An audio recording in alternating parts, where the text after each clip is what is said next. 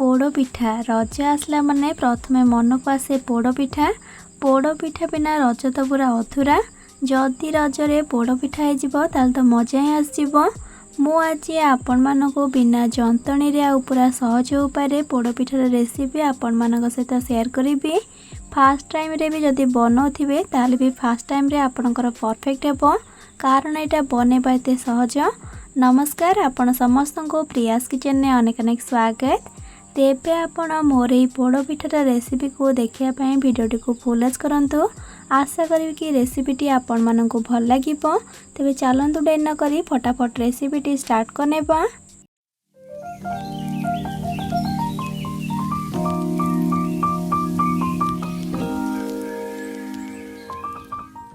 पोड़ पिठा बनवाई प्रथम ये देखो मु गोटे कप बा 200 ग्राम अरुआ चाउल को लेकिन ताकू राति जाक पानी रे बतुरे नहीं।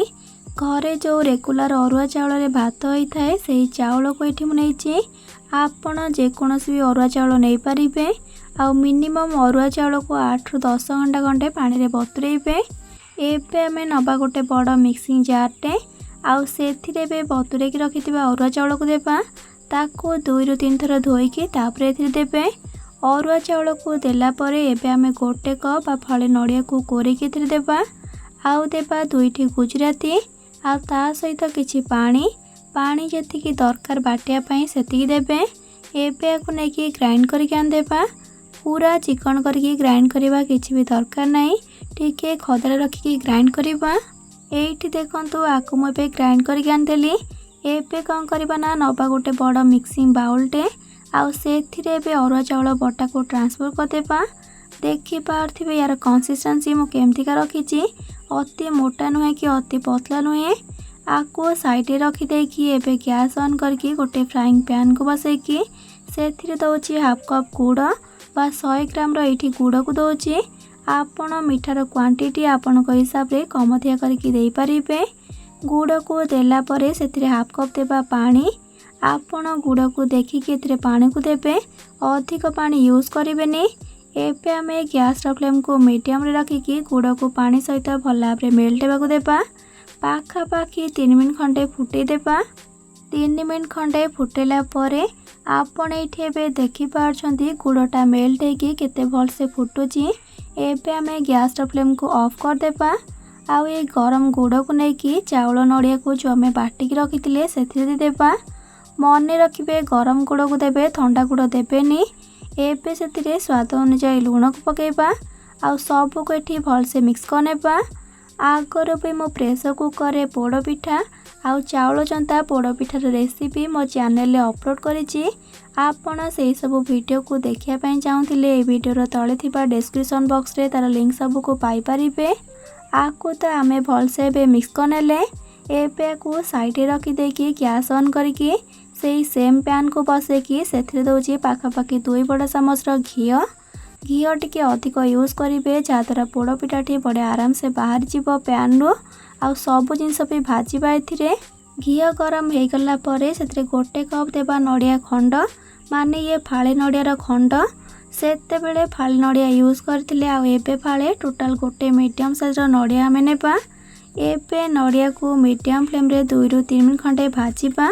नड़िया भाजिया भितरे आमे जो चाउल बटार बैटरटा बनेकी रखिथिले सेथिरे 3 पिंच खंडे खाइबा सोडा को देबा। खाइबा सोडा देबा द्वारा पोड़ पिठाटी आम टिके फुलिबो। खाइबा सोडा को देकी सब को थरे खाली गोली नेबा। एबे को गोली देकी साइड रखिबा। आउ एपटे देखंतु नड़िया को भाजीबार पाखापाखि 2 ରୁ 3 मिनट हो गलानी। आउ नड़िया आमर एठी गोल्डन ब्राउन कलर की भाजी गलानी। एबे आमे एथिरे 10 ରୁ 12टी काजू को देबा। ताकू एमती 2 खंड करके देबे। आउ गोटे बड़ चामच किसमिस को देबा। आउ काजू किसमिस क्वांटिटी आपण को हिसाब रे आपण देई परिबे। एबे सब को भल भाव में मिक्स करनेबा। आउ मीडियम फ्लेम रे जस्ट खाली 60 ରୁ 70 सेकंड पर्यंत भाजीबा। काजू आ किसमिस बहुत जल्दी भाजी जाए से अधिक टाइम काजू आ किसमिस को भाजबेनी।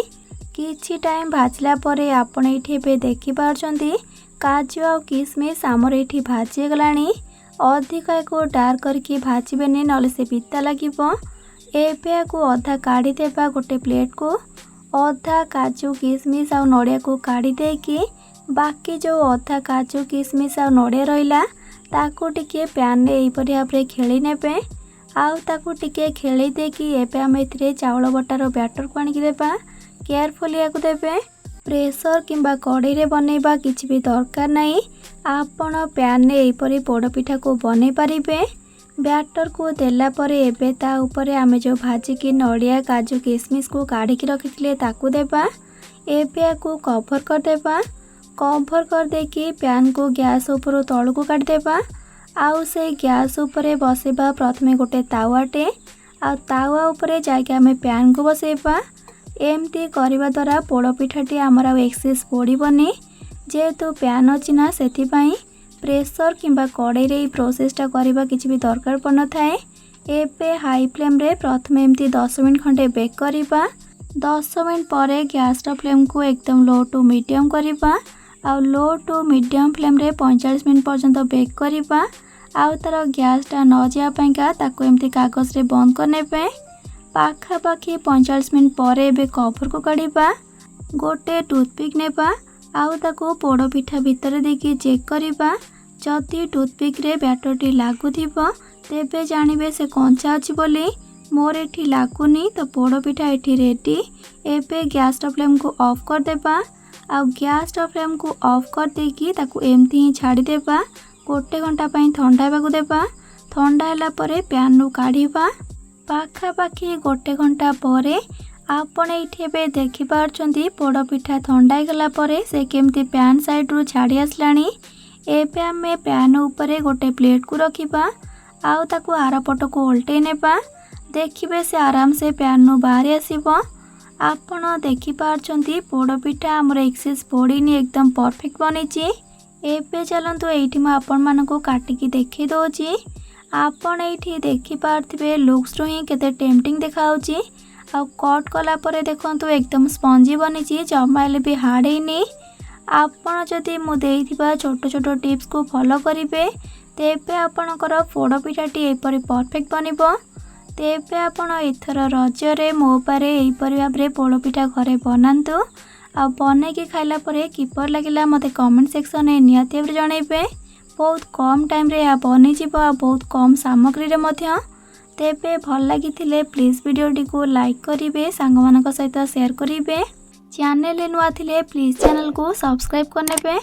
ଆଉ ପାଖରେ ଥିବା ଛୋଟ ବେଲ୍ ଆଇକନ୍ର ଅଲ୍ ଅପ୍ସନ୍ କ୍ଲିକ୍ କରିବେ, ଯାହାଦ୍ୱାରା ମୁଁ ଅପଲୋଡ଼ କରୁଥିବା ମୋ ସମସ୍ତ ଭିଡ଼ିଓ ନୋଟିଫିକେସନ୍ସ ଆପଣ ସର୍ବପ୍ରଥମେ ପାଇପାରିବେ।